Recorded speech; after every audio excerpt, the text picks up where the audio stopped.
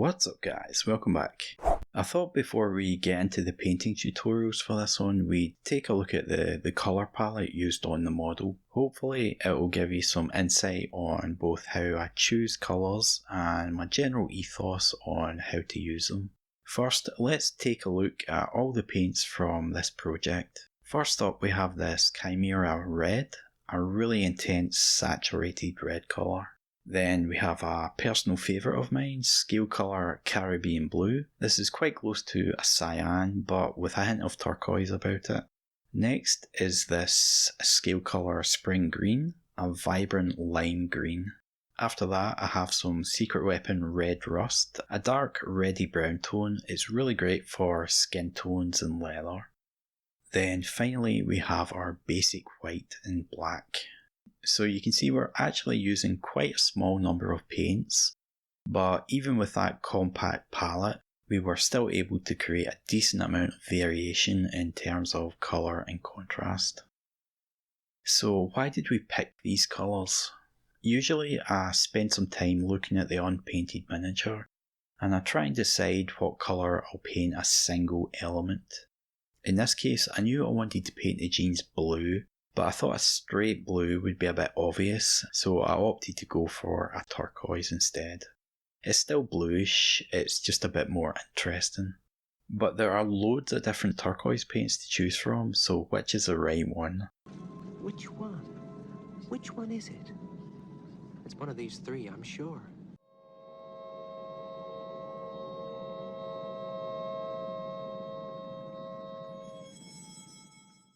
There's no mystery here, it's whatever paint you like the best.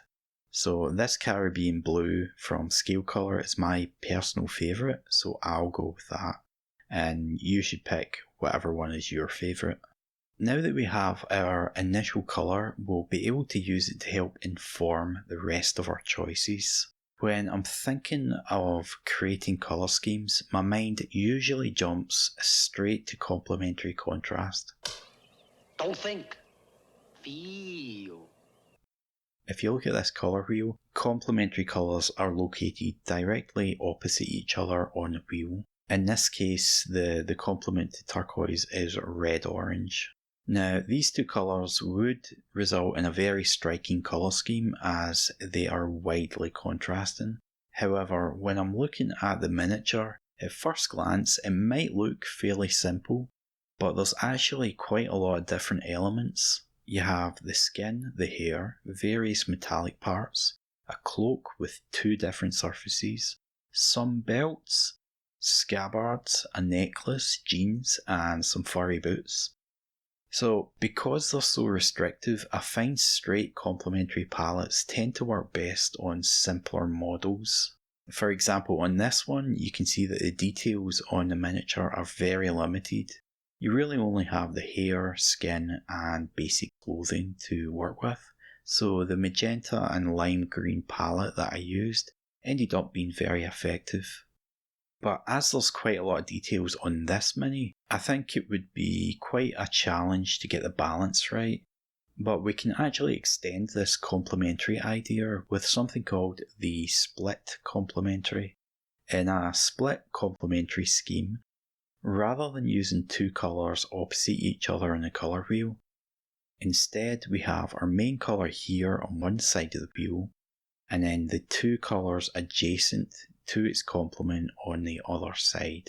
So as we already know, one of our colours is going to be turquoise. There are going to be three viable combinations that we can pick using this idea.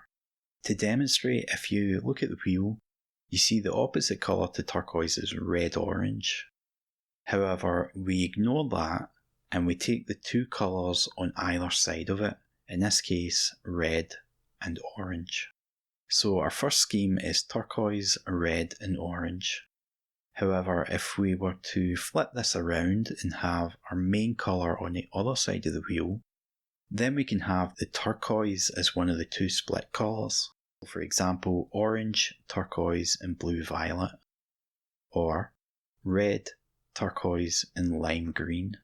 That's going to give us three basic colour schemes to choose from. I think this first one would be a little difficult to balance on our model. Red and orange are quite tricky to use in combination, especially as red can easily devolve into looking like an orange. It also has too much of a summery feel, but our miniature is wearing a big furry coat, admittedly with an exposed midriff, but still, I think we'll give this one a miss.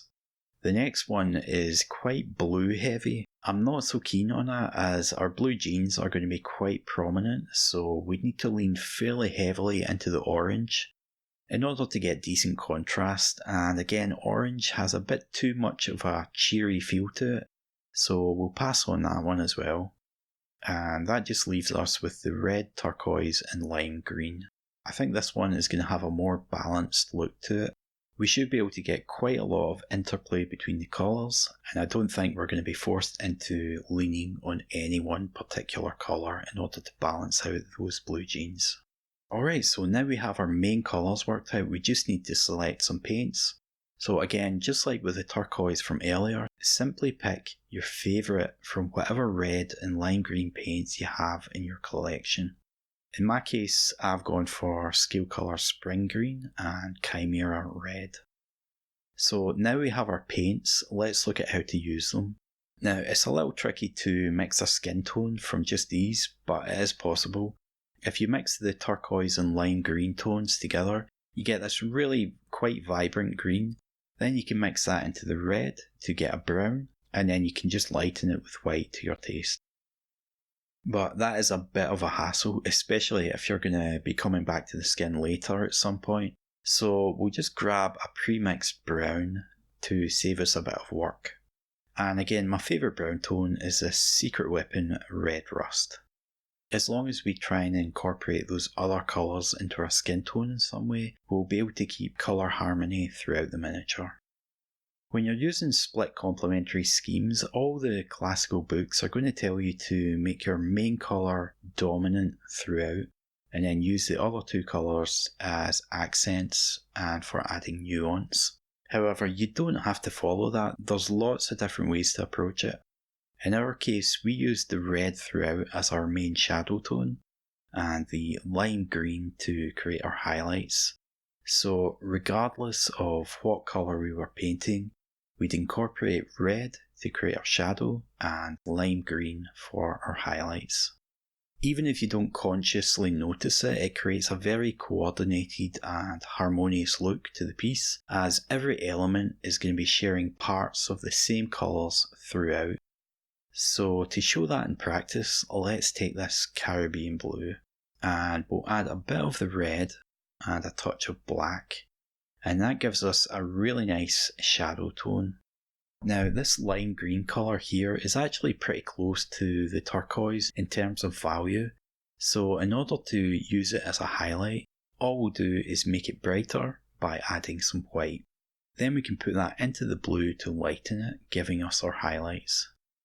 So now, instead of just having a dark turquoise through to a light turquoise, we have this awesome spectrum of different colours and values, which gives a way more interesting effect. If you use these sorts of mixing ideas on your own work, you're going to find that you'll have a lot more character and life than if you were just to stay in that mindset of dark colour, light colour. We can do that same idea on this brown tone. So just add a bit of the red and a touch of black to create a shadow, leaving the brown itself as the mid-tone, and then we'll mix that light green in there to create some highlights. So again, instead of a dark brown and light brown, we have a very rich array of tones. And you don't have to use those original paints as your mid-tones. These are just an example. You can alter them as and when you see fit. Then use that same strategy to get your shadows and highlights. For example, maybe you want a more reddy brown for your mid-tone. Just add a bit of the red into the brown, and then create your shadows in the same way, adding a bit more red and a touch of black. Then you'd form your highlights by mixing the light green into that reddy brown mid-tone. Or you can mix those three main colours to get some extra tones. For example, mixing the turquoise and lime green gives you this vibrant green, whereas mixing the lime green and red will result in more of a dirty green or a khaki. Mixing the red and turquoise will give you a sort of a violet tone, and of course you can still use that dark red and light green strategy for creating your shadows and highlights. Maybe you want a grey tone. In that case, you would take some of your colours, let's say the turquoise, and we'll lighten that with some white, and then just add a touch of black.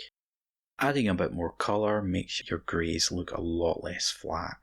And then you can simply change how much colour it has by adding more turquoise, whereas adding more black and white will change the brightness. Right, so just try this out yourself. You'll see that even though the colour options available to you on the palette might initially seem quite limiting, you're going to quickly find that to be false. This isn't the only way to go about approaching these sorts of schemes. It's just how I used it when working on this model, so don't think this is all set in stone. When it comes to painting, there's always a different way. Alright guys, so I hope that gives you some more understanding on how I go about approaching coming up with a colour scheme. My aim was to help you follow along with some of the mixing strategies that I'm going to be using throughout the rest of the video series. So if you're unclear on anything, just give me a shout and I'll help you out. Thanks again for your support. I hope you're all doing well. Thanks again. Bye for now. First, let's take a look. Took a look. Why do I keep saying that? Take a look.